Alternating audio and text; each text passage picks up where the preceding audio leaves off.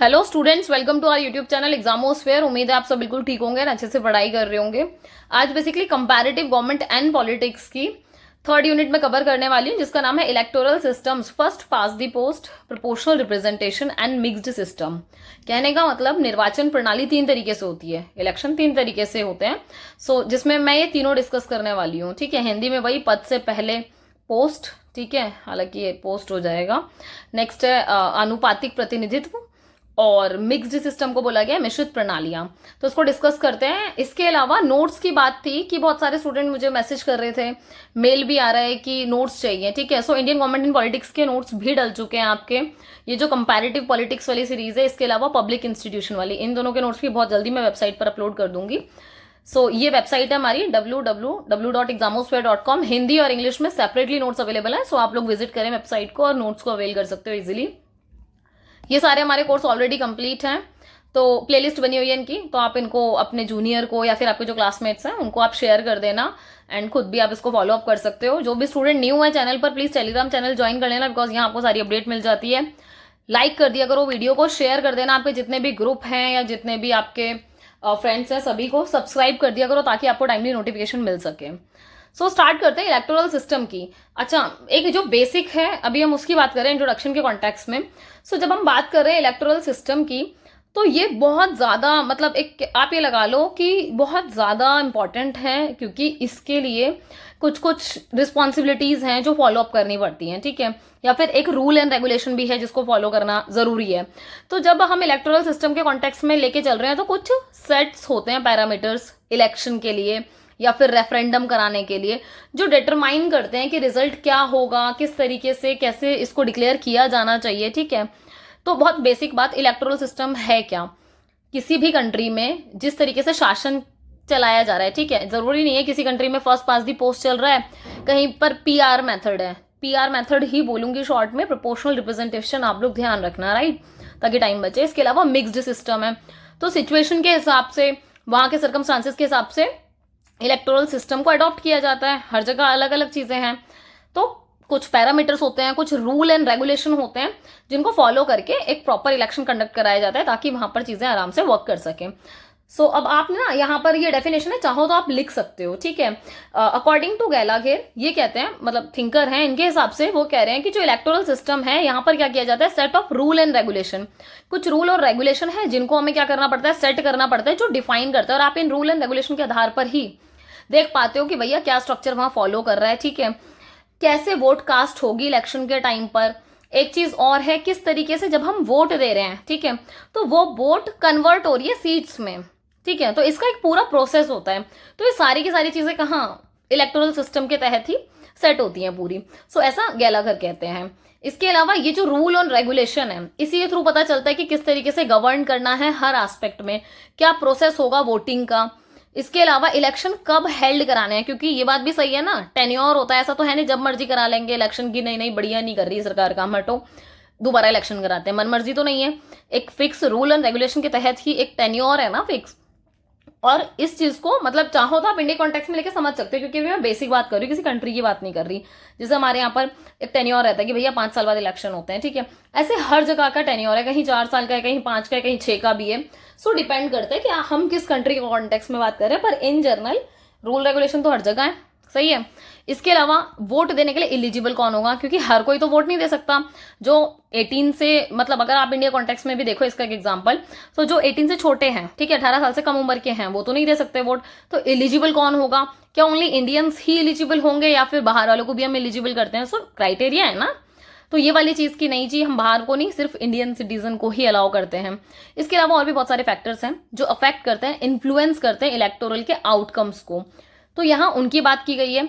इसके अलावा other word में अगर देखा जाए तो इलेक्टोरल सिस्टम एक ऐसा प्रोसेस है, ठीक है, जहां पर आप वोट्स को कन्वर्ट करते हो इलेक्टेड रिप्रेजेंटेटिव्स के अंदर। ठीक है, कहने का मतलब जो निर्वाचित प्रतिनिधि हैं उसमें कन्वर्ट हो जाते हैं। तो किस तरीके से क्या होते हैं वो आप जब ये पूरा चैप्टर पढ़ोगे ना, तो उस प्रोसेसिंग में ही खुद ही समझ जाओगे। अच्छा, 3 मेन एलिमेंट्स हैं किसी भी इलेक्टोरल सिस्टम में जो मोस्ट इंपॉर्टेंट होते हैं। सबसे बड़ी बात क्या है, बैलेट स्ट्रक्चर कंप्राइजिंग। कहने का मतलब how and for what a vote is cast, कहने का मतलब कैसे, ठीक है, और किसके लिए वोट डाला जाएगा। ठीक है, किस लिए हम वोट डालें, क्या रीजन है। इसके अलावा constituency structure consisting of, constituency में आप देखोगे whether and how the electorate is divided into territorial defined constituency. कहने का मतलब ही क्या और कैसे जो हम वोटिंग दे रहे हैं, तो वो जो एरिया है, ठीक है, तो उसको किस तरीके से डिफाइन किया गया, यहाँ उसकी बात हो रही है। एंड थर्ड वन है electoral formula including assembly election या फिर a method of translating votes into seats, कि भाई क्या फॉर्मूला यूज किया जाता है जिससे कि ये समझ में आए कि वोट जो हम कास्ट कर रहे हैं वो कन्वर्ट हो जा रही है इलेक्टेड रिप्रेजेंटेटिव्स में या फिर सीट्स में, ठीक है। तो ये मेन 3 एलिमेंट्स थे जो इंपॉर्टेंट है, आंसर में मेंशन करके आना। नेक्स्ट है आपका the choice of the type of electoral system remain one of the key important. अच्छा एक चीज और है, देखो जो टाइप है, क्योंकि इसके डिफरेंट डिफरेंट टाइप्स हैं इलेक्टोरल सिस्टम के, अलग अलग तरीके से इलेक्शन कराए जा सकते हैं। ये बहुत इंपॉर्टेंट, ये बहुत इंपॉर्टेंट डेटर्मिनेंट्स हो जाता है फ्यूचर के लिए, बिकॉज जो आपकी पॉलिटिकल लाइफ है एक स्टेट का, ये मेजर कंसर्न होता है कि पॉलिटिकल लाइफ को क्या करना है, मेंटेन करके रखना है, बैलेंस करके रखना है। तो जो चॉइस होती है कि भैया आपकी कंट्री में जो सर्कमस्टांसेस हैं उसके हिसाब से आप कैसा वहां पर सिस्टम चूज कर रहे हो, वो बहुत इंपॉर्टेंट है। सो इलेक्टोरल सिस्टम को जब हम चूज करते हैं तो ये चीज बहुत ध्यान में रखनी है कि ये चीज हमेशा फिर कांस्टेंट रहेगी, मतलब ये स्थिर बनी रहेगी। तो ऐसा नहीं हो सकता कि आज डेमोक्रेटिक यूज कर लिया फिर कुछ टाइम के लिए अथॉरिटेरियन यूज करके देख लिया, नहीं, जो आपने चूज कर लिया बहुत स्मार्टली चूज करना है, क्योंकि बिकॉज ये आगे जाकर स्थिर रहने वाली है, ठीक है, कंटेन मतलब कांस्टेंट रहने वाली है बेसिकली। कुछ इलेक्टोरल सिस्टम्स की अगर हम बात करें, सो वो एम करते हैं कि जब आप इलेक्टिंग कर रहे हो, मतलब एक सिंगल विनर को to the position such as prime minister, president, governor, while other electoral system targeting bringing out multiple winners. देखो ये एक सिंपल सी बात है कि अलग अलग तरीके के इलेक्टोरल सिस्टम्स एग्जिस्ट कर रहे हैं। कुछ तो ऐसे भी हैं जिसको आप ये देखोगे कि जहां पर ना सिंगल विनर निकल के आ रहा है, मतलब सिर्फ एक पोस्ट क्रिएट हो रही है आफ्टर इलेक्शन, जैसे प्राइम मिनिस्टर हो गए, प्रेसिडेंट हो गए, गवर्नर हो गए, ठीक है। दूसरे ऐसे भी इलेक्टोरल सिस्टम हैं, ये टाइप्स का कॉन्टेक्स्ट बता रही हूँ, आ रही है बात समझ में, जो टारगेट कर रहे हैं कि मल्टीपल विनर्स निकल के आ रहे हैं, जैसे मेंबर ऑफ द पार्लियामेंट। ऐसे भी इलेक्शन होते हैं जहां पर मेंबर ऑफ पार्लियामेंट बनते हैं फिर सीट जीत जीत के, इंडिया का भी इसका एग्जांपल हो सकता है, ठीक है। बोर्ड ऑफ डायरेक्टर्स बनते हैं। सो ऐसे बहुत सारे इलेक्टोरल सिस्टम्स हैं जो एग्जिस्ट करते हैं, जिसमें से हमने हमारा जो यूनिट का नाम है उसी से हमें पता चला, फर्स्ट पास दी पोस्ट सिस्टम हो गया, प्रोपोर्शनल रिप्रेजेंटेशन हो गया, मिक्स्ड सिस्टम हो गया। ये इसी टाइप के सिस्टम है कि कोई एक सिंगल पोस्ट के लिए वो दिखा रहा है कि हाँ भाई किस तरीके से सिंगल विनर जनरेट हो रहा है, कहीं मल्टीपल विनर हो रहा है। सो ये सारी चीजें हैं। नेक्स्ट है आपका principle of the electoral systems. भाई क्या सिद्धांत फॉलो हो रहे हैं आखिर में? किसी भी इलेक्टोरल सिस्टम की अगर आप बात करोगे तो उनका जो मेन एम होता है क्या, कि उनको एक स्टेबल सिस्टम को एस्टैब्लिश करना है। और स्टेबल सिस्टम कैसे होगा, जब वो एफिशिएंसी वहां मेंटेन होगी, ठीक है। इसके अलावा एफिशिएंसी हो गई, इफेक्टिवनेस हो गई, मतलब काम करने के जो भी प्रभाव है, दक्षता है, जो एक स्टेबिलिटी है, वो इन्हीं सब चीजों से आती है कि चीजें स्मूथली तभी कंडक्ट होंगी जब ये सारी चीजें एग्जिस्ट कर रही होंगी, ठीक है। इसके अलावा देखो ये बात भी सही है, जब हम इलेक्टोरल सिस्टम की बात करते हैं कभी कभी क्या होता है कि कोalition की भी गवर्नमेंट बन रही होती है, ठीक है, पर जो स्ट्रॉन्ग पॉलिटिकल पार्टीज होती है ना वो हमेशा कम ही होंगी नंबर में, हमेशा, मतलब they remain few in number. तो इस चीज का बड़ा ध्यान रखना है कि जो स्ट्रॉन्ग पॉलिटिकल पार्टीज होंगी नंबर में कम होंगी, अदरवाइज कोalition के भी ऑप्शंस डेफिनेटली एग्जिस्ट करते हैं, ठीक है। किसी भी तरीके का इलेक्टोरल सिस्टम हो, चाहे आप प्रोपोर्शनल रिप्रेजेंटेशन की बात कर लो, फर्स्ट पास दी पोस्ट की बात कर लो, या फिर कॉमन गाइडिंग जो प्रिंसिपल्स होते हैं ना, मतलब ये जो इलेक्शन वाले जो सिस्टम होते हैं इलेक्टोरल सिस्टम के, तो वो कौन कौन से होते हैं उनको जरा देख लेते हैं, ठीक है। तो सबसे पहला है रिप्रेजेंटेशन।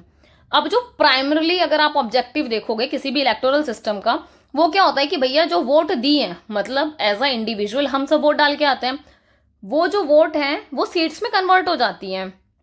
तो इससे ये पता चलता है कि हमारी जो विलिंग है, आप ये देख रहे हो ना, आपने जिस भी कैंडिडेट को विलिंगली चुना, अपनी इच्छा के साथ चुना, वो पर्सन किसी सीट से खड़ा होता है, राइट। अगर वो पर्सन जीत जाता है तो जो हम सबके वोट है ना वो सीट में कन्वर्ट हो जाते हैं। सो ये बिल्कुल उसी तरीके की बातें हैं कि जो वोटर्स हैं वो क्या करते हैं, रिप्रेजेंटेटिव जो भी रिप्रेजेंटेटेड हैं उनको वोट देते हैं, कास्ट करते हैं अपना वोट, उनको चूज करते हैं। जो फैक्टर्स हैं, चाहे जोग्राफिक रिप्रेजेंटेशन की बात कर लो, आइडियोलॉजी या पॉलिटिकल रिप्रेजेंटेशन की बात कर लो, ठीक है, ये सब सूटेबल होते हैं इलेक्टोरल सिस्टम के लिए, बिकॉज ये सारी चीजें बहुत मैटर करती हैं। नेक्स्ट है आपका ट्रांसपेरेंसी। ट्रांसपेरेंसी को बोल देते हैं पारदर्शिता। सो ट्रांसपेरेंसी क्या करती है कि ये बहुत ज्यादा ना इंपॉर्टेंस को होल्ड करती है, राइट। क्योंकि पारदर्शिता का मतलब यही है कि जितना ज्यादा सिस्टम में ट्रांसपेरेंसी होगी ना, उतना ज्यादा क्या होगा कि चीज़ें क्लियर होंगी, अवॉइड होगा, किसी भी तरीके का कोई कंफ्यूजन नहीं होगा, तो कंफ्यूजन अवॉइड हो जाएगी, ठीक है। डिस्ट्रस्ट जो कई बार बना रहता है किसके बीच में, पॉलिटिकल पार्टीज के बीच में और कैंडिडेट्स के बीच में, ठीक है, वो थोड़ा सा कम हो जाता है, क्योंकि ट्रांसपेरेंसी है तो सब कुछ आंखों के सामने हो रहा है, सब कुछ मतलब हम सबको पता होता है कि हमारा जो कैंडिडेट है उसका पूरा फॉर्म फिलिंग होता है, क्या क्वालिफिकेशन है, क्या उसका प्रॉपर्टी है, सारा लेखा जोखा लिखा जाता है, तो पूरी ट्रांसपेरेंसी होती है। आ रही है बात समझ में। इसके अलावा इसमें क्या इंपॉर्टेंट बात कही गई है, अगर आप ना मतलब यहाँ किसी भी स्टेट की, मतलब एक जनरल बात हो रही है कि अगर आप किसी भी स्टेट की चॉइस देखोगे ना इलेक्टोरल सिस्टम के कॉन्टेक्स्ट में, तो वो सबसे ज्यादा एक चीज की कोशिश करते हैं कि भैया ट्रांसपेरेंसी रिमेन्ड होनी चाहिए, क्योंकि ये बहुत ज्यादा ना की इंग्रेडिएंट्स हो जाता है, ये सबसे ज्यादा इंपॉर्टेंट हो जाता है किसके लिए, इलेक्टोरल सिस्टम के लिए। इसके अलावा जब हम प्रोसेस को रिव्यू करते हैं या फिर रिफॉर्म्स देखते हैं इलेक्टोरल सिस्टम में, तो वहां ये दिखाई पड़ता है या फिर ये आवश्यकता महसूस होती है कि भैया और ज्यादा, जितनी ज्यादा ट्रांसपेरेंसी होगी ना, मतलब रिक्वायरमेंट तो है ही, तो जितना ज्यादा सिस्टम ट्रांसपेरेंसी को मतलब रिक्वायर करेगा, उसी से क्या होगा, जो आपका प्रोसेस है वो और ज्यादा लेजिटिमेट होगा, मतलब और ज्यादा वैध बनेगा, लीगली वो चीज और ज्यादा क्या होगी, इंप्लीमेंट होगी और क्लियरली साउंड होगी। इसके अलावा थर्ड है आपका इंक्लूसिवनेस। इंक्लूसिवनेस का मतलब होता है समावेशिता। ये यहाँ जो बात हो रही है, यहाँ बात हो रही है ये जो प्रोसेस है इलेक्शन का, वहां देखो हमने फ्री और फेयर वाली बात तो पहले ही पढ़ रखी है इलेक्शन में, सही है, कि भैया यहाँ पर फेयर इलेक्शन होने चाहिए, लेजिटिमेट होने चाहिए, कि वैध हो, ठीक है, वाइड स्प्रेड आउटरीच हो वोटर्स की, कि हर वोटर क्या करे, पार्टिसिपेट कर सके इलेक्शन में, ठीक है। ये ट्राई करते हैं कि इंश्योर कर सके that through the inclusive voting right, क्योंकि वोटिंग राइट हम सबके पास है, जो सिस्टम ने हम सबको दिया है, तो ये बहुत इजीली अंडरस्टैंडेबल होना चाहिए, इजीली एक्सेस्ड पोलिंग स्टेशन होने चाहिए, क्योंकि जहां पोल्स डलते हैं, मतलब वोट को हम कास्ट करते हैं, उनको पोलिंग बूथ कह देते हैं या पोलिंग स्टेशन कह देते हैं, ठीक है, इंस्टॉल कराए जाते हैं। कहने का मतलब ये कि जहां भी जिस एरिया में लोग रह रहे हैं इतना एक्सेसिबल हो कि लोग जाकर आराम से क्या करें, वो जो भी पोलिंग स्टेशन है या फिर पोलिंग बूथ है वहां जाकर वोट दे के आ सकें। सो इंक्लूसिविटी की बात यहाँ यही सारी हो रही है कि यहाँ पर आप ये देखो मेन चीजें कि एरिया आसपास हो, ठीक है, लोगों को जितनी भी जो भी मतलब जो बेसिक चीजें हैं, ठीक है, वो प्रॉपर अवेलेबल हो जाए वहां पर, जैसे चेकलिस्ट वगैरह होती है या जहां पर वो वेरीफाई कराते हैं, वो सारी चीजें वहीं अवेलेबल होती हैं, ठीक है, बूथ पे। सो इसके अलावा इसमें और क्या इंक्लूड किया जाता है कि पार्टिसिपेशन बाय द वोटर्स, मतलब इसमें ये भी इंक्लूड कर रहे हैं इंक्लूसिवनेस में कि जितने भी वोटर्स हैं वो प्रॉपर पार्टिसिपेट करें, क्योंकि जब आपको इतनी सारी सुविधा मिल रही है तो आपको बस जाके वोट ही तो करके आना है, और ये बहुत इंपॉर्टेंट है, क्योंकि इसी की वजह से क्या होगा कि फिर नेक्स्ट 5 ईयर डिसाइड होते हैं, राइट। सो यहाँ उसकी बात हो रही है। अब हम बात करते हैं जो पहला मेथड है, फर्स्ट पास्ट दी पोस्ट, जो सिंपल सा मतलब है, इस टर्म से ही समझ में आ रहा है, जो ज्यादा मत पाया वही जीता। कहने का मतलब ये, मेजोरिटी और माइनॉरिटी दो वर्ड समझते हो, देखो मेजोरिटी का मतलब क्या होता है, जो नंबर में क्या होती है, ज्यादा होता है, ठीक है, जो नंबर में क्या होगा, ज्यादा होगा, राइट। और माइनॉरिटी का मतलब क्या होता है, माइनॉरिटी का सीधा मतलब वही होता है जो नंबर में क्या होंगे, कम होंगे, ठीक है, तो ये बात समझ लो। अब जब फर्स्ट पास दी पोस्ट की बात हो रही है, जितने भी आपके इलेक्शन हो रहे हैं इस प्रोसेस से, फर्स्ट पास दी पोस्ट से, होगा क्या, इसमें जो भी पार्टी मेजोरिटी प्रूफ कर देगी, मतलब 50% से ज्यादा। इसका एक बहुत सिंपल सा एग्जांपल है, मतलब मान लो 100, आप 100 का आंकड़ा लेके चलते हैं, ठीक है, अगर 100 लोगों के बीच में आप ये लगा लो, 100 लोगों के बीच में नहीं कहते हैं, काम करते हैं 100 नंबर से हम इसको डिफाइन करते हैं ताकि आपको इजी टू अंडरस्टैंड रहे, ठीक है, कि कोई भी दो पार्टी है, ए पार्टी और बी पार्टी है, ठीक है, यहां इलेक्शन हो रहा है, ठीक है, नंबर हम 100 का लेके चल रहे हैं, मान लो कि मेजोरिटी और माइनॉरिटी में बता रही हूं मैं, ठीक है, यहां पर ए को 49 मिले, बी को 51 मिले, तो सिंपल सी बात है, जो मेजोरिटी होगा, जो ज्यादा होगा, 51 जीत जाएगा, ठीक है। एक और एग्जांपल, चलो ये तो मैंने बहुत इजी करके समझा दिया 50-50 पे, ठीक है। अब यहाँ ए हो गया और ये बी हो गया, आ रही बात समझ में, यहाँ 30 मिले इसको, यहाँ 70 मिले, सीधी सी बात क्या है, नंबर में ज्यादा, यहाँ क्या लिखा है, जो ज्यादा मत पाया वही जीता, आ रही है बात समझ में, तो ये पार्टी जीत जाएगी, बी वाली पार्टी। तो इसका बहुत सिंपल क्राइटेरिया, कुछ कोई गुणा भाग नहीं, कोई गणित नहीं भैया, जिसने ज्यादा पा ली है वही जीत जाएगा, जिसके ज्यादा नंबर आ गए, ठीक है, जिसके पास ज्यादा वोट्स आ गए, बहुत सीधी सी बात। सो ये जो फर्स्ट पास दी पोस्ट सिस्टम है, इसको हम और किस नाम से जानते हैं, विनर टेक ऑल सिस्टम्स, या फिर the simple majority voting method, ठीक है, ये सारे नाम है इसके।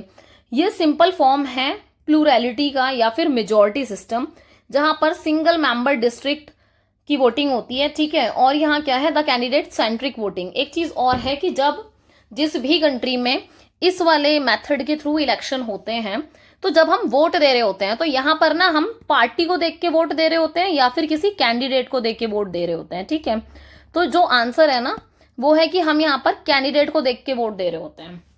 इसका बेस्ट एग्जाम्पल है, आप सब भी मतलब ऑलमोस्ट वोट दे चुके होंगे, एक आधा ने नहीं दिया होगा, सो होपफुली अब एलिजिबल हो गए होंगे, राइट।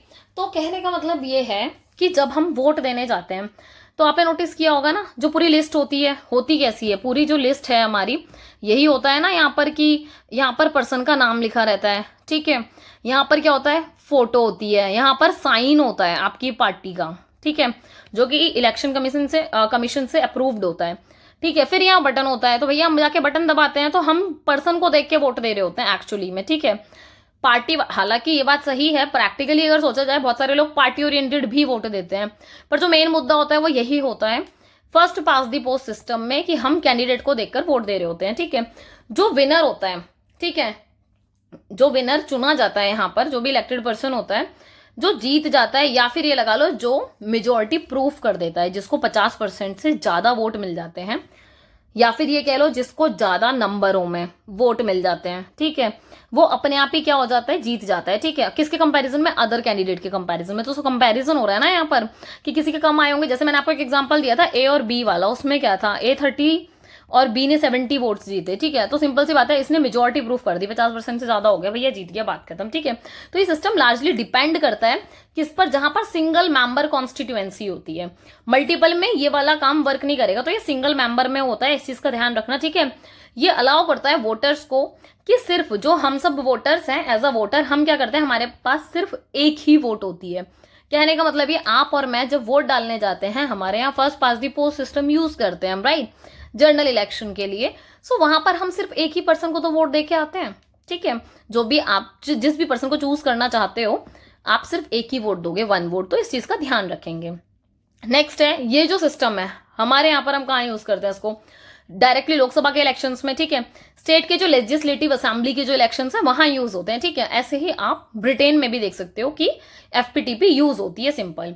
अच्छा, इसके अलावा एडवांटेजेस क्या है और डिसएडवांटेजेस क्या है, देखो पेपर में ना पूछ लेता है सीधा सीधा क्वेश्चन, किसी भी आपको इलेक्टोरल सिस्टम में पूछ लेगा कि एफपीटीपी एक्सप्लेन करो, उसके एडवांटेज और डिसएडवांटेज एक्सप्लेन करने हैं, ठीक है। तो इस चीज का ध्यान रखना कि बेसिक चीजें हैं, बस इनको तमीज से समझ लो और अपनी लैंग्वेज में अच्छे से एक्सप्लेन करके लिख के आओ। आ रही है बात समझ में? तो तभी आपके नंबर बहुत बढ़िया मिल जाएंगे इसमें, ठीक है। अगर एक्सप्लेन करके नहीं आए, एक एक लाइन लिख के आ गए, बात खत्म, तो कोई मतलब नहीं है, ठीक है। यहाँ आपको सिर्फ ब्रीफ में मैं प्रोवाइड करा रही हूँ, इसको फिर एक्सप्लेन करके आना अच्छे से, ओके। सो एडवांटेज की बात करें या फिर फायदे की बात करें, सो एफपीटीपी बहुत क्लियर चॉइस प्रोवाइड करता है वोटर्स को। जैसे 2 मेजर पार्टीज हैं, ठीक है, तो हम सबको पता होता है कि भाई कौन सी पार्टी को हमने वोट करना है, ठीक है। डिसएडवांटेज क्या दिखता है, वही जो थर्ड और माइनॉरिटी पार्टी होती है, ठीक है, वो फ्रेगमेंट हो जाती है, या फिर जो उनके जो वोट्स वगैरह होते हैं कई बारी, तो उसकी वजह से क्या होता है, नुकसान हो जाता है। कहने का मतलब ये, जैसे हमारे यहाँ पर भी अगर हम देखते हैं इलेक्शन होते हैं तो बहुत सारी पार्टीज खड़ी होती हैं, सही है, पर कोई भी 2 मेजर पार्टी होती हैं जिनके बीच में वाकई में इलेक्शन हो रहा होता है, ठीक है। जैसे आप दिल्ली का एग्जाम्पल ले लो, ठीक है। सो यहाँ बीजेपी, कांग्रेस को हम मान सकते हैं क्या कि कॉम्पिटिटर है? नहीं, आज के टाइम में नहीं है। कौन था? आम आदमी पार्टी थी, ठीक है, तो आप पार्टी थी। अब आप ये लगा लो कि जो मेजर ना, ये इन्हीं पार्टी के बीच में था जो कंपटीशन था, ठीक है। और जो बाकी थर्ड पार्टी हो गई या फिर और जो माइनॉरिटी पार्टीज हो गई, लोग वहां भी वोट देते हैं, नो डाउट, पर ऐसे में क्या होता है, वो वोट ना थोड़े से वीदर अवे साउंड करते हैं, मतलब कि कहीं ना कहीं ये लगा लो नुकसान हो जाता है, ठीक है, वेस्ट से ही माने जाते हैं।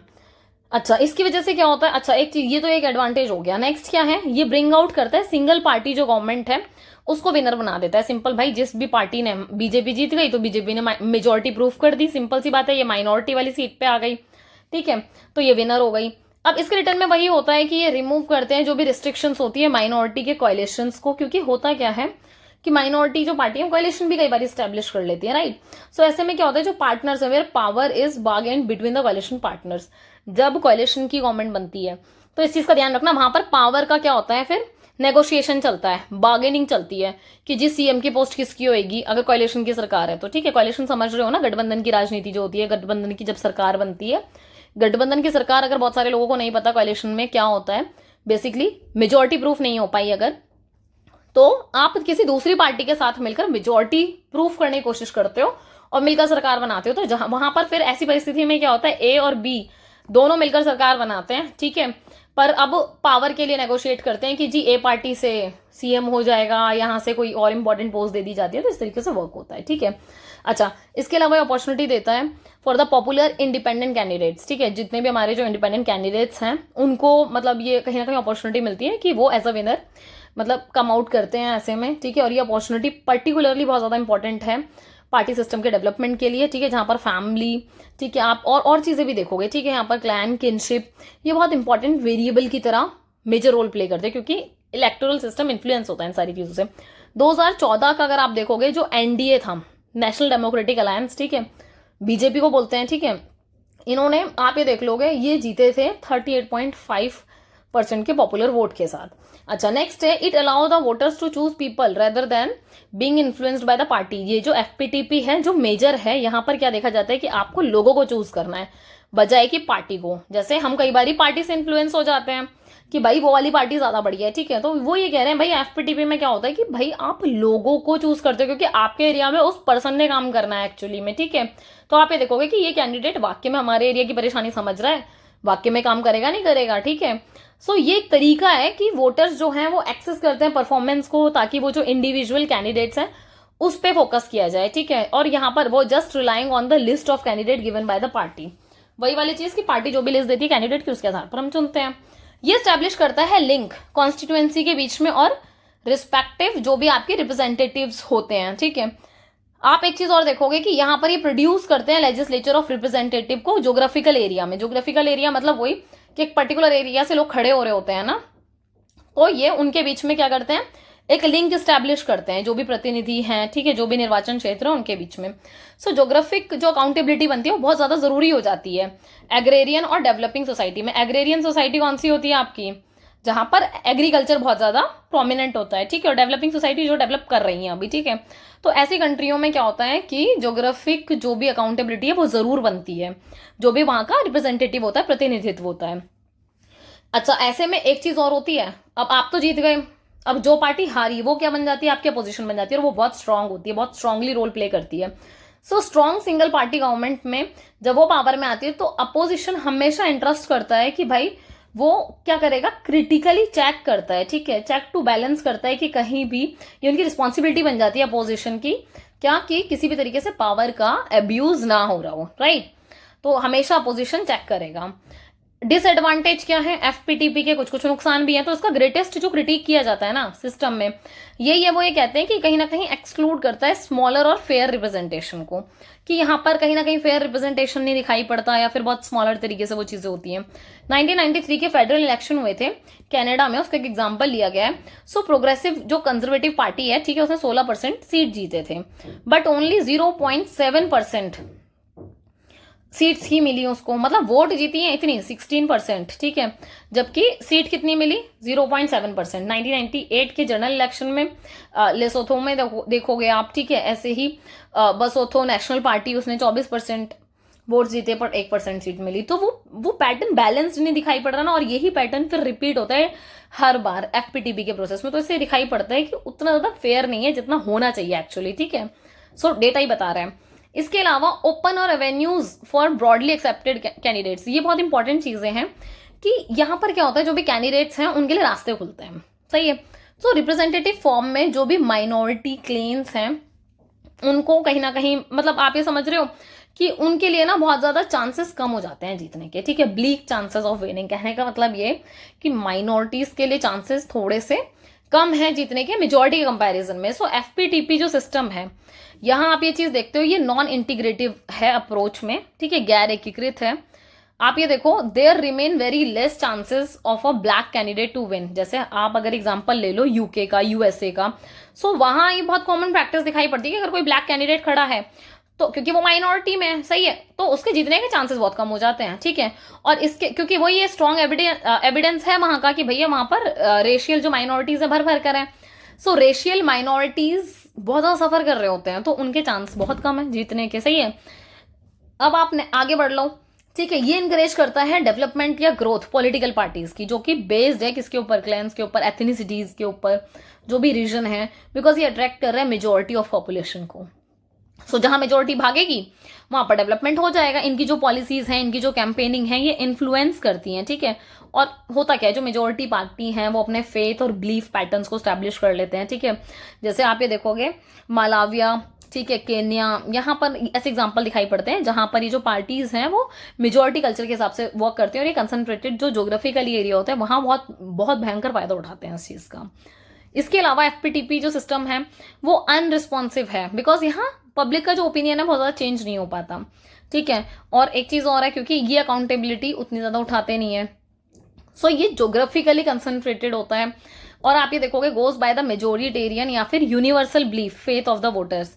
और ये वही वाली चीज है कि लोगों का ना एक बिलीफ बन जाता है, एक फेथ बन जाता है कि नहीं जी हम तो इसी पार्टी को सपोर्ट करते हैं, नहीं हम तो इसी को ही करेंगे। जैसे आज भी आप नोटिस करोगे कि हालांकि आज का टाइम थोड़ा सा चेंज हो गया है कंपैरेटिवली, पर एक टाइम ये रहा है कि हम सबके दादा दादी से बात करो, नाना नानी से बात करो, तो वो ये कहते हैं जी हम तो दिल से कांग्रेसी हैं, क्योंकि वो एक इमेज बन गई है कि भाई उन्होंने इतना वो किया, देश आजाद कराई, ये वो, मतलब उनका कहना ऐसा रहता है। ठीक है, जबकि हम और भी फैक्टर्स देख रहे हैं, बट उनके हिसाब से वो आज भी कहते हैं नहीं भैया हम तो कांग्रेस को ही वोट देंगे, ना ना कांग्रेस ही बढ़िया है। ठीक है, दैट इज ट्रू कि आज बहुत सारे लोगों ने अपना पॉइंट ऑफ व्यू चेंज किया है या समझा है, पर स्टिल काफी लोग ऐसे दिखाई पड़े होंगे कि जो बहुत बड़े बूढ़े हैं, ठीक है, और वो इस चीज को फॉलो अप करते हैं ये कहकर।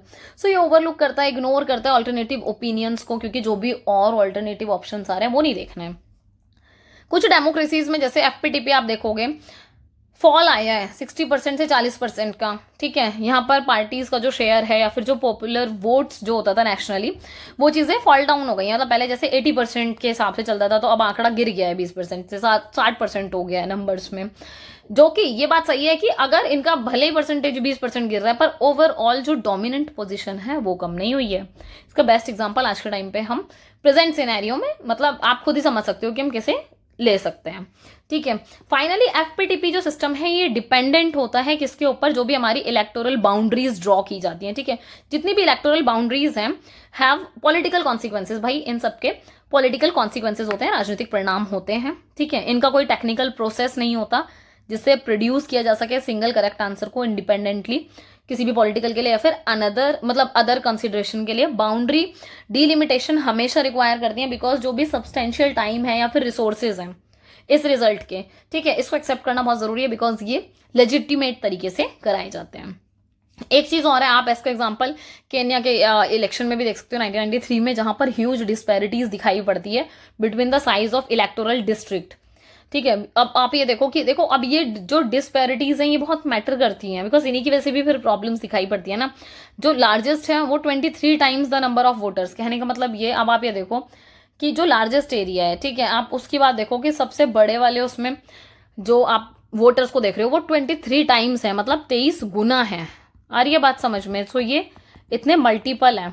और स्मॉलेस्ट में आप देख रहे हो contributed to the ruling Kenya African National Union party winning a large majority in the legislature with only 30%। कुछ एरिया ऐसे हैं जहां पर छोटा सा एरिया है पर वहां मेजोरिटी प्रूफ हो गई 30% से पॉपुलर वोट के आधार पर, समझ रहे हो? तो ये वो है कि थोड़ा सा डिस्पैरिटीज दिखाई पड़ती हैं। इलेक्टोरल अगर हम चेंज की बात करें, सो ये जो इंसेप्शंस हैं स्मॉलर पार्टीज का, दे आर ट्राइंग कि ये रिप्लेस करें एफपीटीपी सिस्टम को किसके साथ, प्रोपोर्शनल रिप्रेजेंटेशन के साथ, क्योंकि प्रोपोर्शनल रिप्रेजेंटेशन वाला जो प्रोसेस है आप उसमें देखोगे कि वोट वेस्ट नहीं होते हैं। ठीक है, और थोड़ा अलग तरीके से वोटिंग सिस्टम है, सिंपल नहीं है, थोड़ा सा कॉम्प्लिकेटेड है, बट उतना भी नहीं, क्योंकि यहाँ फिर चीजें ना, मतलब वो जो ये वाली बात होती है ना डिस्पैरिटीज वाली, वो वाला मुद्दा थोड़ा सा खत्म हो जाता है।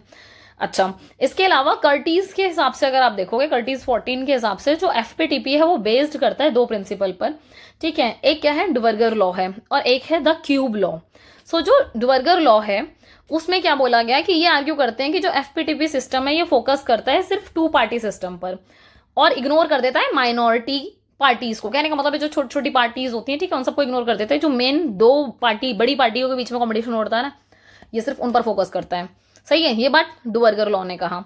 अब अगर आप बात करो किसकी, ये जो कर्टिस है, राइट, ये कह रहे हैं कि जो एफपीटीपी डिस्करेज करता है लोगों को वोटिंग से, बिकॉज जो मेजोरिटी इलेक्टोरल सिस्टम है ये डिस्काउंट वोट हो जाता है कहीं ना कहीं स्मॉलर पार्टीज के लिए। Even if people vote for their chosen party, मान लो अगर लोगों ने अपनी खुद की चुनी हुई पार्टी के लिए वोट दिया और भले ही वो स्मॉल पार्टी है, ठीक है, तो ये फैक्ट है कि ये कहीं ना कहीं क्या कर रहे हैं, हेल्प कर रहे हैं टू लार्जेस्ट पार्टी को कि वो विदाउट बायस जीत जाए। बिकॉज होता क्या है, जैसे पहले ही मेंशन कर दी वाली चीज की, जो पार्टी है वो रीच करेगी एक बेंचमार्क पर जो भी गवर्न करेगा कंट्री में, कहने का मतलब जो मेजोरिटी प्रूफ कर देगा भैया वो आ जाएगा, सीधी सी बात है। अब ये सेकंड मेथड है प्रोपोर्शनल रिप्रेजेंटेशन, ठीक है, इसको समानुपातिक प्रतिनिधित्व भी कहते हैं। इसको माना जाता है कि ये जो प्रोपोर्शनल रिप्रेजेंटेशन है इसको हम ना पीआर मेथड भी कह सकते हैं, ठीक है, इन शॉर्ट में, क्योंकि अब हम बार बार इस वर्ड को यूज करने वाले हैं, सो अब मैं इसको पीआर मेथड कह के बोलूंगी, समझ जाना, ठीक है।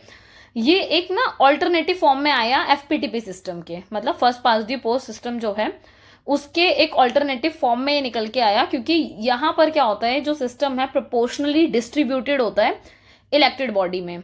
अब आप ये देखो कि जब हम बात कर रहे हैं प्रोपोर्शनल रिप्रेजेंटेशन की, मतलब पीआर सिस्टम की, सो ये कंप्राइजेस है, यहाँ पर क्या होता है, मल्टीपल वोटिंग डिस्ट्रिक्ट होते हैं एक सिंगल सीट के लिए, और जो मेथड यूज किया जाता है वो प्रोपोर्शनल मेथड यूज किया जाता है, ठीक है। थोड़ा सा आगे और बढ़ते हैं तो आपको और क्लियर होगा एक्चुअली है क्या इस मेथड में। ये जो मेथड है ना, यहाँ पर आप जब वोट देते हो तो वोटर्स क्या करते हैं, सिंगल ट्रांसफरेबल वोट को यूज करते हैं, और ये जो मेथड है ये यूज किया जाता है मल्टीपल मेंबर डिस्ट्रिक्ट के लिए। यहाँ पर जो कैंडिडेट होता है, मतलब जैसे अगर हम अपने ऊपर लगा के चलें कि अगर हम वोट देने जा रहे हैं, ठीक है, जब हम वोट कास्ट करेंगे तो देंगे तो एक सिंगल वोट ही, ठीक है, बट होगा क्या कि आप हर इंडिविजुअल को रैंक देते हो यहाँ पर, ठीक है, जो भी आपकी प्रेफरेंस होती है अपनी प्रेफरेंस के ऑर्डर में आप रैंक दे रहे हो। तो जैसे इसका एक एग्जांपल आपको इस इमेज में दिखाई पड़ेगा कि जैसे ये बैलेट पेपर है, ये 4 कैंडिडेट आपके क्या हुए हैं, इस इलेक्शन पे खड़े हुए हैं एक सीट पे, ठीक है। अब मैं वोट देने गई, जब मैं वोट देने गई तो जो ये बी वाला कैंडिडेट था, ठीक है, इसको मैंने फर्स्ट प्रेफरेंस पे रखा, आ रही है बात समझ में, सी वाले कैंडिडेट को मैंने सेकंड प्रेफरेंस पे रखा, राइट। और अब आप इस हिसाब से अगर मैं ये 4th नंबर पे रख रही हूँ, कौन सी कैंडिडेट है, ये डी वाली, राइट, और ए वाली को मैं रख लेती हूँ किस पर, 3rd नंबर पर। तो ये बात समझ में आ रही है आपको, ये मैंने 3rd नंबर पे रख लिया। एक सेकेंड मैं इसको वापस ढंग से लिख लेती हूँ ताकि थोड़ा सा आपको क्लियर रहे ये चीज, ठीक है। इसको मैंने रख लिया 3rd नंबर पर, ए वाले को। तो अब यहाँ पर ये बात आप देख रहे हो कि वोट दिया मैंने, पर मैंने यहाँ पर अपनी प्रेफरेंस सेट कर दी। तो वही वाली बात यहाँ कही गई कि हर इंडिविजुअल कैंडिडेट को आप क्या करोगे, एक प्रेफरेंस दे दोगे। सो ये बहुत इंपॉर्टेंट चीज है कि ये पैटर्न हमें पता हो कि प्रोपोर्शनल रिप्रेजेंटेशन में किस तरीके से वोट देते हैं। जबकि एफपीटीपी का हमने देख लिया कि वहां पर आप सिंगल एक पर्सन को वोट देके आ जाते हो, बात करता हूँ, वो मेजोरिटी प्रूफ कर देता है, आ जाता है सरकार बनाने। पर यहाँ पर ऐसा नहीं है, यहाँ पर एक सीट के लिए इतने सारे लोग खड़े हुए हैं और उसके बाद फिर क्या है, इस पर प्रेफरेंस दी जा रही है, सही है। अच्छा, अब आप ये देखोगे एफपीटीपी के अपोजिट में, मतलब इवन खाली बात यहाँ खत्म नहीं होती, जब वोट काउंट होगा तो बहुत अलग तरीके से काउंट होता है, पूरा फॉर्मूला लगता है इस पे, ठीक है। एफपीटीपी के हिसाब अगर आप अपोजिट देखोगे, सो जो प्रोपोर्शनल रिप्रेजेंटेशन सिस्टम है इसके हिसाब से ऐसा बिलीव किया जाता है that it is impossible to divide a single seat proportionally in an occasion, hence the PR system stress upon the list PR single transferable vote। कहने का मतलब यही कि ये बहुत मुश्किल हो जाता है कि आप एक सिंगल सीट को प्रोपोर्शनली डिवाइड करोगे, ठीक है, इसलिए ये एक पूरा proportional representation single transferable vote, ये पूरा नाम है इस सिस्टम का, ठीक है। फिर इस पर फोकस किया जाता है। इसमें क्या होता है, जब हम सिंगल ट्रांसफरेबल वोट की बात कर रहे हैं, सो जो वोटर्स हैं उन्होंने रैंक किया कैंडिडेट को, जो भी मल्टीपल मेंबर्स थे, मल्टी मेंबर डिस्ट्रिक्ट थे, उनको वोट कर दिया, ठीक है, रैंक भी दे दी उनको। अब इस वे से क्या होगा कि जो सिस्टम है वो डिमांड करता है to create representative body that highlight overall distribution of support of the public for all the political parties. कहने का मतलब ये, अब इससे ये पता लगता है कि भाई पब्लिक क्या चाहती है, क्योंकि सभी ने क्या किया, अपने अपने जो भी पॉलिटिकल पार्टी जिसको भी सपोर्ट करना था उसके हिसाब से उन लोगों ने उसको वोट दे दिया। अब आप इसका एग्जांपल देखोगे, बेल्जियम, डेनमार्क, ग्रीस, ठीक है, हंगरी, इटली, ये फ्यू कंट्री हैं जहां पर मतलब पूरे तरीके से प्रोपोर्शनल रिप्रेजेंटेशन के सिस्टम को अडॉप्ट किया गया है, राइट। अब इसके ना एडवांटेजेस देखते हैं, ठीक है। सो पीआर सिस्टम जो है वो रिड्यूस करता है जो भी बड़ी लार्जर पार्टी होती है ना, उनका जो सीट बोनस बन जाता है एफपीटीपी जैसे उसमें मेथड में। तो पीआर सिस्टम में ऐसा नहीं होता। पीआर सिस्टम में जो स्मॉल पार्टीज होती है ना, उनको भी इक्वल अपॉर्चुनिटी मिलती है, क्योंकि जो माइनॉरिटी पार्टी है भाई वो भी तो इक्वली डिजर्व करती है ना अपॉर्चुनिटी। सो यहाँ ये वाला मौका बहुत बढ़िया हो जाता है। इसके अलावा पीआर सिस्टम को देखोगे, ये बात सही है कि यहाँ बहुत ज्यादा फैसिलिटेट किया जाता है माइनॉरिटी पार्टीज के रिप्रेजेंटेशन को भी। ये एक वे है आप ये देखोगे इररिस्पेक्टिव ऑफ फैक्ट, बिकॉज आप यहाँ ये चीज देख रहे हो कि यहाँ पर जो वोट है ना, vote is going and it creates a situation where a single party system can not win all the seats. ये सबसे मजे की चीज है कि यहाँ पर क्या होता है, जब हम वोट दे रहे हैं, क्योंकि हम रैंक दे रहे हैं, सो यहाँ पर कभी भी सिंगल पार्टी सिस्टम स्टैब्लिश नहीं होता, बिकॉज वो सारी सीट्स नहीं जीतती। सो ये क्या है, making the system integrative and accommodating of different ideology. ये एक ऐसा सिस्टम क्रिएट करता है जहां पर आप ये देखोगे इंटीग्रेशन है, अकोमोडेशन है डिफरेंट आइडियोलॉजीज का, बिकॉज एक सिंगल पार्टी विन नहीं कर रही है ना। सो ये एक इंपॉर्टेंट है। इसके अलावा एक ऐसा वे है जहां एम्फेसाइज किया जाता है कि जो भी कंटिन्यूटी है या फिर स्टेबिलिटी है सिस्टम की, वो मेंटेन किया जा सके। इसका एग्जाम्पल आप वेस्टर्न यूरोपियन एक्सपीरियंसेस में देख सकते हो पीआर सिस्टम के साथ, बिकॉज ये सजेस्ट करता है जो एफपीटीपी है उसके अपोजिट में, बिकॉज यहाँ जहां क्या होता है कि जो आइडियोलॉजीज हैं, ठीक है, ये पोलराइज्ड हो जाती है। पोलराइज समझ रहे हो, बिल्कुल एक सेंट्रलाइज फॉर्म में आ जाती है। पीआर सिस्टम इस चीज को बहुत ध्यान रखता है कि जिस टाइम पर डिसीजन मेकिंग प्रोसेस हो रहा है, ठीक है, तो आप ये देखो कि पीआर सिस्टम के थ्रू चीजें जो होती है ना, वो बहुत बहुत बढ़िया तरीके से होती है, बहुत फेयर तरीके से दिखाई पड़ती हैं। और यहाँ पर ये डिसीजन मेकिंग को और ज्यादा इंक्लूसिव और क्रॉस सेक्शनल बनाता है सोसाइटी में, बिकॉज सोसाइटी में फिर सारे एस्पेक्ट्स को ध्यान रखा जाएगा, बिकॉज हमने यही तो पढ़ा ना अभी यहाँ पर कि डिफरेंट आइडियोलॉजी एक साथ एग्जिस्ट कर रही होती है। तो सेम है कि क्रॉस सेक्शनल इन सोसाइटी और जो भी इंक्लूसिवनेस है वो इंक्लूड हो पाती है इसमें। डिसएडवांटेज की बात करें, सो जो प्राइमरीली इसको क्रिटिसाइज किया गया था यही कहकर कि ये कहीं ना कहीं लीड करता है कोalition गवर्नमेंट को, ठीक है, और ये फ्रेगमेंट करता है पार्टी सिस्टम को, ठीक है, गठबंधन की जो सरकारें हैं या फिर मतलब जो खंडित पार्टी सिस्टम है इसकी और थोड़ा सा। और इसके अलावा नेक्स्ट है आपका जो भी फ्रेगमेंटेड पार्टी सिस्टम है वो लीड करता है क्या, destabilisation, as there shall be always tussle between in a coalition government over bargaining the power. देखो ये बात सही है कि जो भी गठबंधन की सरकार बनती है, मैंने आपको बताया था, यहाँ टसल रहती है हमेशा, कि दोनों को यही मुद्दा रहेगा कि भाई अगर जिसने भी कोalition की गवर्नमेंट बनाई, मान लो ए और बी ने मिलकर कोalition की गवर्नमेंट बनाई, तो ये रहेगा कि भाई जो मेन पोस्ट है, ठीक है, वो किसको देनी है, वो कौन लेगा। बी वाला कहेगा नहीं यार हमारा पर्सन होना चाहिए, ए कहेगा नहीं हमारी पार्टी का होना चाहिए। तो हमेशा टसल बनी रहेगी। इसराइल और इटली इसके गुड एग्जाम्पल है, जहां हम देख सकते हैं किस तरीके से ड्यू टू शिफ्ट जो भी कोalition गवर्नमेंट का मतलब एक होता है ना, ड्यू टू शिफ्ट हो रहा है सारा का सारा, आप ये देखते हो कोalition गवर्नमेंट की वजह से कितनी ज्यादा अनस्टेबिलिटी बनी रहती है, क्योंकि अगर इसने अपनी वो वापस ले ली, सरकार टूट जाएगी, गिर जाएगी, फिर गड़बड़ सिस्टम, ठीक है। सो ये इसका एक एग्जांपल है। नेक्स्ट कोalition गवर्नमेंट जो है ये इनकैपेबल है। आप ये देखो कि किस चीज के लिए इनकैपेबल है, of carrying out the coherent policy making. ये बात समझ रहे हो कि नीति निर्माण करने में बहुत ज्यादा असमर्थ है ये। अच्छा एक चीज और है, इसमें होता क्या है कि जब पॉलिसी मेकिंग की जाती है ना, तो ये पता होता है कि पॉलिसी मेकिंग के बाद इतना समझ में आ जाता है कि कहीं ना कहीं अब क्या हो रहा है कि जो भी डेंजर ऑफ कॉन्फ्लिक्ट है, ठीक है, वो एक्सपोज हो जाते हैं, पता लग जाता है कि हाँ भाई अब ये चीज इन बातों पे कॉन्फ्लिक्ट होने वाला है। और जब कॉन्फ्लिक्ट होता है तो ये सारी चीजें क्या लीड करती हैं, फर्दर इन्फेक्शंस। कहने का मतलब ये कि और आगे के जो गुट हैं और गुटबाजी को जन्म देती हैं ऐसी चीजें। तो पॉलिसी मेकिंग के बाद ये चीज रियलाइज हो जाती है इसमें। और एक और सबसे छोटी, आप ये देखोगे कि कहने को छोटी बात है ये, पर बहुत इंपॉर्टेंट चीज है। एफपीटीपी में हमने क्या देखा था, जो स्मॉलर पार्टीज हैं या फिर जो माइनॉरिटी पार्टी हैं उनका कोई बहुत ज्यादा रूल नहीं रहता या फिर कोई पावर नहीं रहती, ठीक है। जबकि ना पीआर सिस्टम में क्या होता है, जो स्मॉलर पार्टीज होती है ना, ठीक है, ये भले ही डिसप्रपोर्शनली होती हैं पर लार्ज अमाउंट में इनके पास पावर होती है, ठीक है। और जबकि जो बिगर पार्टी होती है ना, ये कहीं ना कहीं मजबूर हो जाती है कि भैया इनको कोalition की गवर्नमेंट बनानी पड़ती है सरकार चलाने के लिए या फिर सरकार में सिस्टम में बैठने के लिए, सिस्टम में आने के लिए। सो ये वे है जहां पर पीआर सिस्टम को हम देखते हैं तो ये थोड़ा सा हार्शर भी हो जाता है बिगर पार्टी के लिए, ठीक है, जबकि थोड़ा सा अपोजिट था किसमें, एफपीटीपी में। तो ये बहुत इंपॉर्टेंट बात है जिसको ध्यान रखना चाहिए, बिकॉज ये बड़ा डिफरेंस क्रिएट करती है। जब कोalition गवर्नमेंट की बात करते हैं तो जनरली क्या होता है कि जब हम पॉलिसीज को बना रहे हैं, ठीक है, सो ये बात सही है कि बहुत लिटिल क्लैरिटी होती है, क्योंकि जो वोटर्स हैं वोटर्स के प्रति भी थोड़ा सा मतलब चलो ठीक है पता होता है पर बहुत ज्यादा नहीं पता होता, क्योंकि बहुत ज्यादा लिटिल क्लैरिटी, बहुत ज्यादा डिटेल में नहीं पता है। और जब यहाँ पर रिक्वायरमेंट होती है, because there is a requirement of education training of the voters and the poll workers. और देखो ये वही वाली चीज है कि ऐसे में क्या होता है, जो भी वोट देने वाले हैं, ठीक है, या फिर जो पोल वर्कर्स हैं, ठीक है, भाई एक रिक्वायरमेंट है कि पढ़े लिखे हों, ट्रेनिंग हो रखी हो, उनको पता होगी किस तरीके से कैसे कैसे चीजें करानी है। और it has been believed that the Weimar Germany failed due to PR electoral system. कहने का मतलब ये कि ये एक एग्जाम्पल माना जाता है कि यही एक रीजन है जहां पर एजुकेशन अगर नहीं दी, ठीक है, ट्रेनिंग नहीं दी गई इनको प्रॉपर, जो मतलब ऐसे पोल के वर्कर्स हैं और जो वोटर्स हैं उनको नहीं पता कि किस तरीके से वोट हमें देना है, उनको यही नहीं पता अच्छा रैंक देनी है, वो किसी एक को ही टिक करके आ गए, बात खत्म। तो इसका एक बिगेस्ट एग्जाम्पल है कि आप वाइमर जर्मनी का टाइम पीरियड देखोगे ना, मतलब जर्मनी का ही टाइम पीरियड देखोगे, सो वाइमर जर्मनी में ये चीज फेल हो गई थी because of PR electoral system. तो ये वर्क वहीं करेगी जहां पर भैया इसकी पूरी नॉलेज होगी कि किस तरीके से इसको यूज करना है। आगे अब आते हैं थर्ड सिस्टम पर, मिक्स्ड सिस्टम। सही है, ये जो मिक्स्ड इलेक्टोरल सिस्टम है, ये एक ऐसा इलेक्टोरल सिस्टम है जो कंबाइन करता है प्लूरलिटी या फिर मेजोरिटेरियन वोटिंग सिस्टम को। और एक और चीज, इसके अंदर एक एलिमेंट है प्रोपोर्शनल रिप्रेजेंटेशन का भी। मिक्स्ड का मतलब भी समझ गए ना, दोनों चीजें मिक्स हो रही हैं यहाँ पर, प्लूरल मेजोरिटेरियन भी और प्रोपोर्शनल रिप्रेजेंटेशन भी। जैसे हमने एफपीटीपी सिस्टम में देखा, मतलब उसमें आपको ये दिखा ना प्लूरलिटी का या फिर मेजोरिटेरियन का कॉन्सेप्ट दिखाई पड़ा कि जो भी पार्टी मेजोरिटी प्रूफ करेगी वो जीत जाएगी।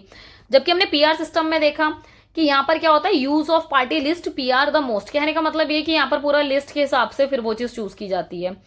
मिक्स्ड सिस्टम में क्या चीज है ऐसी, मिक्स्ड सिस्टम में जो बहुत सिग्निफिकेंट चीज है वो ये है कि जो वोटर है, ठीक है, वो यहाँ क्या करते हैं, वो हायर करते हैं बोथ द प्लूरलिटी मेजोरिटेरियन और पीआर एस्पेक्ट को इलेक्टोरल सिस्टम के लिए। मतलब वो दोनों ही एस्पेक्ट को ध्यान में रखकर काम करने की कोशिश कर रहे हैं या फिर चूज करने की कोशिश कर रहे हैं। अब आप ये देखो एमएमपी, एमएमपी का मतलब क्या है, मिक्स्ड मेंबर प्रोपोर्शन, ठीक है। अब देखो ये मिक्स्ड मेंबर जो प्रोपोर्शनल की बात हो रही है, यहां पर ना दो टियर होते हैं आपके इलेक्टेड रिप्रेजेंटेटिव्स के। कहने का मतलब एक तो आपका प्लूरलिटी मेजोरिटेरियन वाला कंपोनेंट है, ठीक है, और दूसरा क्या है आपका जो पीआर है, प्रोपोर्शनल रिप्रेजेंटेटिव वाला, ठीक है। ये जरूरी नहीं है, it is not necessary however for a mixed system to have multiple electoral tiers. कहने का मतलब ये कि बहुत ज्यादा जरूरत नहीं है कि मिक्स्ड सिस्टम है तो यहां पर मल्टीपल टीयर्स होंगे, दो सिस्टम में भी आप काम कर सकते हो, ठीक है। तो एक हो गया आपका प्लूरलिटी या फिर मेजोरिटेरियन कह लो, और सेकंड हो गया आपका कौन सा, पीआर वाला, सही है। अब जब हम एमएमपी सिस्टम की बात करते हैं, सो ये ट्राई करता है कि ये कंपनसेट कर सके जो भी डिसप्रोपोर्शनैलिटी है, एग्जिस्ट कर रही है जो भी आपकी डिस्ट्रिक्ट सीट है उसके कॉन्टेक्स्ट में, सही है। अब इसका एक एग्जाम्पल देखिए, इस चीज को प्रूफ किया गया है, मतलब या फिर समझाया गया है, एक बार उसको डिटेल में डिस्कस करते हैं।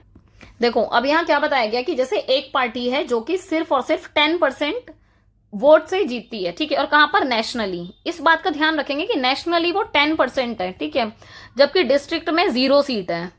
आ रही है बात समझ में। तो जब नेशनली 10% आप जीत रहे हो पर डिस्ट्रिक्ट में 0 सीट है, तो इसको अवॉर्ड किया जाएगा इनफ सीट्स के साथ, बिकॉज जो आप ये देखोगे ना फ्रॉम द पीआर लिस्ट, जो प्रोपोर्शनल रिप्रेजेंटेटिव लिस्ट है उसकी वजह से, और ये जो रिप्रेजेंटेशन इसको मिलेगा वो 10% की सीट्स का मिलेगा, किसमें, लेजिस्लेचर में। सो ये चीज इंपॉर्टेंट हो जाती है, और वोटर को 2 सेपरेट चॉइस मिल जाती है इससे। और आप इसका एग्जांपल देखते हैं, जर्मनी और न्यूजीलैंड में इसको फॉलो किया जाता है मिक्स्ड को। अच्छा, इसके ना टाइप भी हैं, एमएमपी मेथड के डिफरेंट टाइप भी हैं। तो इसका जो पहला टाइप है वो है पैरेलल वोटिंग, मतलब समानांतर मतदान। सो पैरेलल वोटिंग सिस्टम, इसमें क्या होता है, वो कह रहे हैं कि ये कंप्राइजेस है जो मिक्स्ड नॉन कंपनसेटरी सिस्टम है उसकी बात कर रहे हैं। कहने का मतलब ये कि गैर प्रतिपूरक प्रणाली शामिल है इसमें। होता ये है, it is 2 tier in nature, वही 2 टियर है नेचर में। फर्स्ट जो टियर है वो क्या है आपका, ये कंप्राइजेस कर रहा है सिंगल मेंबर डिस्ट्रिक्ट रिप्रेजेंटेटिव से, जिसको हम क्या कहते हैं, प्लूरल मेजोरिटी मेथड, जिसको हम एफपीटीपी वाले मेथड में यूज करते हैं, ठीक है। सो फर्स्ट आपका हो गया ये वाला। सेकेंड मेथड कौन सा हो गया आपका, जो हमने भी देखा ही था, ये कंप्राइजेस है रीजनल और द लार्जर रिप्रेजेंटेटिव इलेक्टेड, ठीक है। और हम इसको किस मेथड से चूज करते हैं, सेपरेट प्रोपोर्शनल मेथड से, ठीक है, जो कि हमने देखा था पार्टी लिस्ट पीआर। सो ये सेकंड हो गया। आ रही है बात समझ में। तो इसको पैरेलल वोटिंग बोलते हैं। नेक्स्ट है आपका mixed member proportional. Mixed member जो प्रोपोर्शनल है, ठीक है, लाइक पैरेलल वोटिंग अब ये कंपेयर करके बता रहे हैं एक्चुअली, ठीक है। जो पैरेलल वोटिंग है वो कंप्राइसेस है, या फिर आप ये देख रहे हो ना कि उनका जो मेन चीजें हैं कि उनमें क्या क्या चीजें शामिल हैं। जैसे 1 टियर था डिस्ट्रिक्ट रिप्रेजेंटेटिव का, जैसे एफपीटीपी सिस्टम में होता है, ठीक है। जो अदर टियर है वो कहाँ है, रीजनल लार्जर जो रिप्रेजेंटेशन है, जैसे पीआर लिस्ट में होता है। इसका जो मेन एम है वो है कि ये करेक्टिंग करते हैं जो भी डिसप्रोपोर्शनेट सिस्टम होता है ना, उसको थोड़ा सा बैलेंस करने की कोशिश करते हैं। इस सिस्टम को अडॉप्ट किया गया है बेसिकली जर्मनी और न्यूजीलैंड में, मिक्स्ड मेंबर प्रोपोर्शनल को। आ गई बात समझ में। अब आ जाओ थर्ड वाले पे। थर्ड में क्या है आपका, ऑल्टरनेटिव वोट प्लस है। ये जो सिस्टम है it is like additional member system, क्योंकि नाम से पता चल रहा है ऑल्टरनेटिव वोट सिस्टम, मतलब कुछ ऑल्टरनेट है ना, अलग से एक ऑप्शन है, विकल्प है, वैकल्पिक है। तो इसमें क्या है कि एडिशनल मेंबर सिस्टम होता है, बट ये जरूरी है owing to the alternative vote method, कहने का मतलब ये कि जो वोट के लिए आप बात कर रहे हो कि जो वैकल्पिक है, वही विकल्प होना बहुत जरूरी है एक्चुअली, है ना। अगर विकल्प नहीं होगा तो चूज किसको करेंगे, एडिशनली मेंबर जो सिस्टम है वो क्रिएट कैसे होगा जब तक कोई ऑप्शन नहीं होगा। सो ये सिस्टम जो है इसको प्रपोज किया गया था जेनकिंस की द्वारा, जेनकिंस कमीशन के थ्रू, ठीक है। और ये एक एज अ ऑल्टरनेटिव है एफपीटीपी सिस्टम का, जो कि बहुत इंपॉर्टेंट चीज है। इसके अलावा आप ये देखोगे इसको अडॉप्ट किया गया था पार्लियामेंट ऑफ यूके में, ठीक है। तो यूके की पार्लियामेंट ने इसको अडॉप्ट किया था। नेक्स्ट है, आप ये देखोगे स्कोर पोरो। अच्छा, ये जो है स्कोर पोरो, इसमें क्या होता है कि ये 2 टियर जो मिक्स्ड सिस्टम है ना, ये उसको स्ट्राइक कर रहा है, रिजेम्बलेंस कर रहा है टू एमएमपी सिस्टम। अगर देखा जाए तो इसको थोड़ा सा सिंपल करके समझाया जाए तो इसमें है क्या बेसिकली, तो जो आपकी 2 लेवल की या फिर 2 टियर मिक्स्ड सिस्टम है ना, वो ये कह रहे हैं ये एमएमपी सिस्टम से थोड़ा सा मिलता जुलता है। सिंगल जो member district tier partially address करता है disproportionate in the vote transfer mechanism at the single member district tier. पढ़ने में बड़ा कॉम्प्लिकेटेड लग रहा है, इसको इजी किया जाए।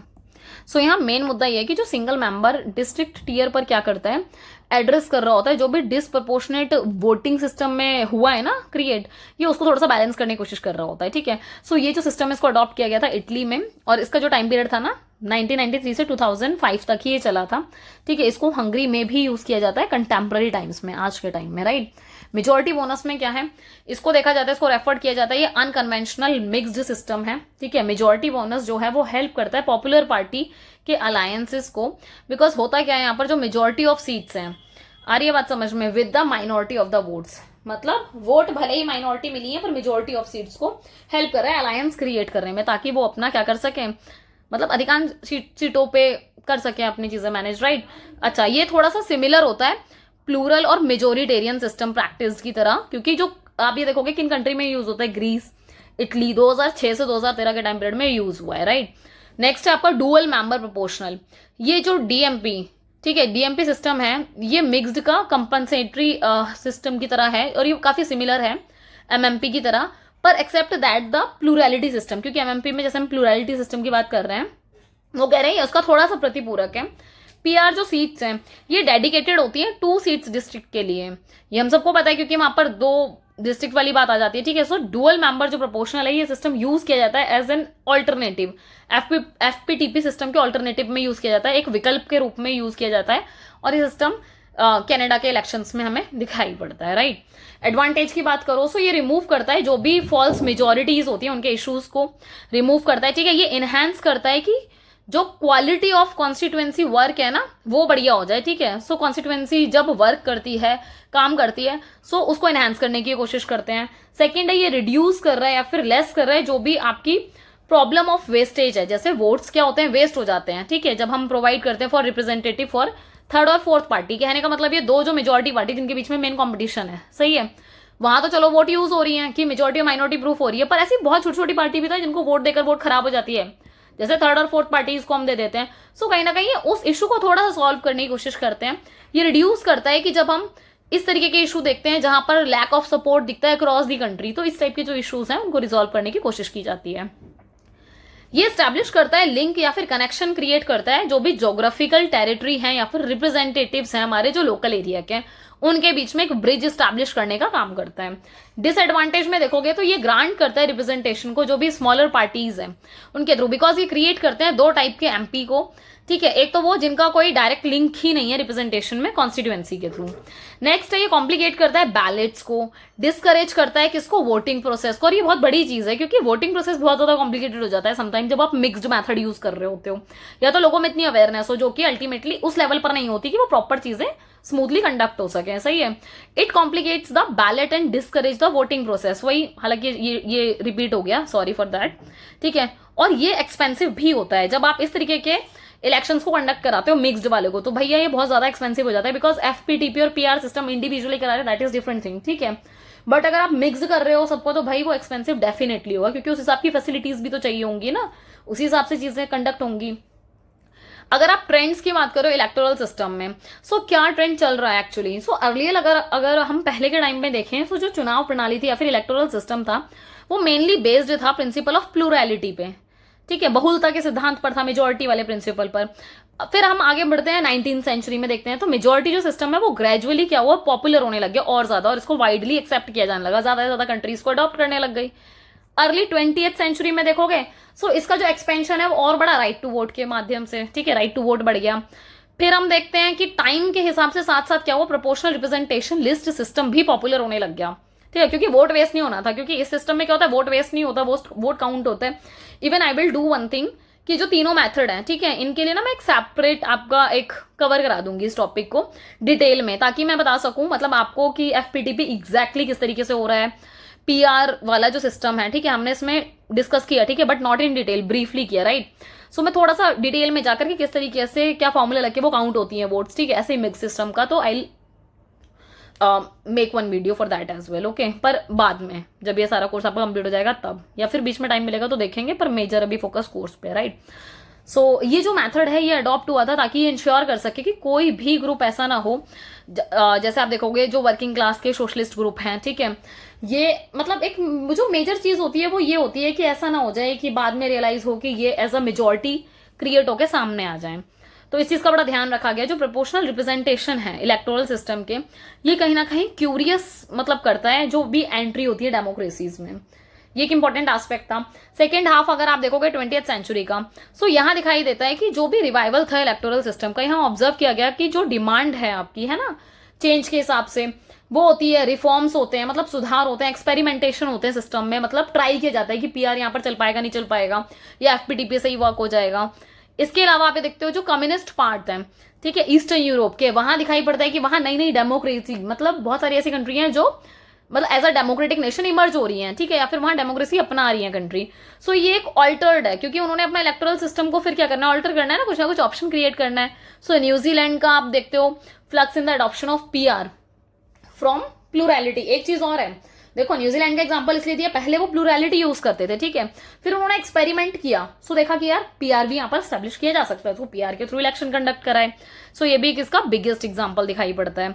अब हम कंक्लूजन की बात करें, so there are diverse rationally दिखाई पड़ते हैं। अच्छा, हमें ये बात सही है कि हमने अलग अलग इसके डिफरेंट मेथड समझे, डिफरेंट ये भी समझे क्या फायदे हैं क्या नुकसान है तीनों मेथड के। तो दिखाई पड़ता है कि डिफरेंट काइंड के जो इलेक्टोरल सिस्टम है, हर के पीछे अपने अपने मतलब रैशनल हैं या फिर अपने अपने तर्क हैं, राइट। बट जो इलेक्टोरल सिस्टम है should be inclusive in nature. इस बात का हमेशा ध्यान रखना चाहिए कि ये ज्यादा से ज्यादा इंक्लूसिव हो, मतलब इसकी जो प्रकृति है वो समावेशी हो, हर किसी को शामिल करना जरूरी है इसमें, क्योंकि ये रिप्रेजेंट करता है डाइवर्स पीपल को, क्योंकि लोग डाइवर्स हैं, बिल्कुल विभिन्नताएं हैं, विविधताएं हैं, एक्चुअली विभिन्नता नहीं विविधताएं हैं, है ना। सो डिफरेंट विविधताएं हैं, तो जरूरी है कि आप सबको एज ए रिप्रेजेंटेशन ये मौका दो। किसी भी इलेक्टोरल सिस्टम में चले जाओ, ये रिस्पॉन्सिव होता है कि आप जो वोटर्स की डिमांड है उसके हिसाब से ही वर्क करते हो। वोटर्स को एजुकेट करना बहुत ज्यादा जरूरी है, बिकॉज अगर ये एजुकेट होते हैं, ठीक है, तो ये इंडोर्स करते हैं चेंजेस को, बिकॉज टाइम के हिसाब से इलेक्टोरल सिस्टम में चेंजेस होते हैं, जैसे रेफरेंडम्स भी कराए जाते हैं सम टाइम, और इसकी वजह से क्या होता है, जो इलेक्टोरल सिस्टम है और ज्यादा इफेक्टिव और एफिशिएंटली वर्क करता है। और ये बहुत बड़ी चीज है अपने आप में ही, कि ये जितना ज्यादा सुधार के साथ साथ जैसे टाइम बदल रहा है तो रिफॉर्म करते चलो, और जब आप रिफॉर्म करते हो, चेंजेस करते हो, तो ये उस अकॉर्डिंगली वर्क करता है, राइट। सो ये हुआ आपका यूनिट 3 कंप्लीट, ठीक है। सो होपफुली मतलब जितना भी जो रेस्ट पार्ट है वो मैं बहुत जल्दी इसको कवर कर दूंगी, सो डोंट वरी, थोड़ा सा पेशेंस बनाए रखना, ठीक है। सो तक बने रहने के लिए बहुत बहुत thank you. Like share and subscribe कर देना, टेलीग्राम चैनल जरूर ज्वाइन कर लेना, बिकॉज यहाँ आपको सारी अपडेट मिल जाती है। बाकी मिलते हैं नेक्स्ट वीडियो में बहुत जल्दी, तब तक के लिए ध्यान रखो अपना, पढ़ते रहो, आगे बढ़ते रहो, बाय।